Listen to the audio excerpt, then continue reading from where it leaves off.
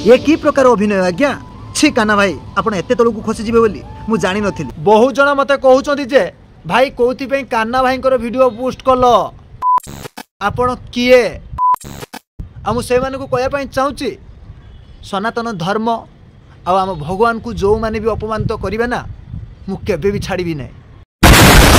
कान्ना भाई आपण कोन जानि नथिले आम महाप्रभु को अपमानित करतुलो एटा तो फर्स्ट टाइम ही नथिबो रिहर्सल तो करथिबो। अरे बाप रे ये तो धोती खोल एमिति बार बार करथिबो राइटर डायरेक्टर वाला से माने बार बार कहउथिबे।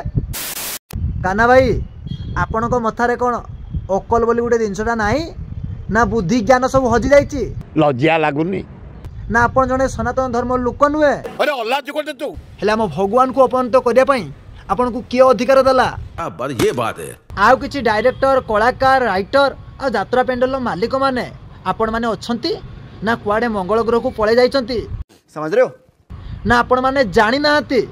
अरे हम कान्ना भाई हम महाप्रभु जगन्नाथ को अपमानित करिछंती ना से जो कार्यटी कला ठीक कला सेति पय आपण माने पाटी खोलु नाहंती ना तांकु डरुचंती।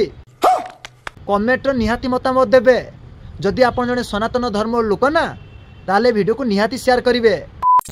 गुटे कथा मन रखिता कान्ना भाई मु तुमको रोस्ट करू नै पूछा किसी ने कान्ना भाई आपण को अभिनय को मु बहुत पसंद करे हेले आपण एभली कार्य कले आम महाप्रभु जगन्नाथ को ऊपर मते बहुत कष्ट लागिला। खाली मते नुए 4.5 कोटी लोकन को आपण कष्ट देले शर्म करो भगवान से डरो।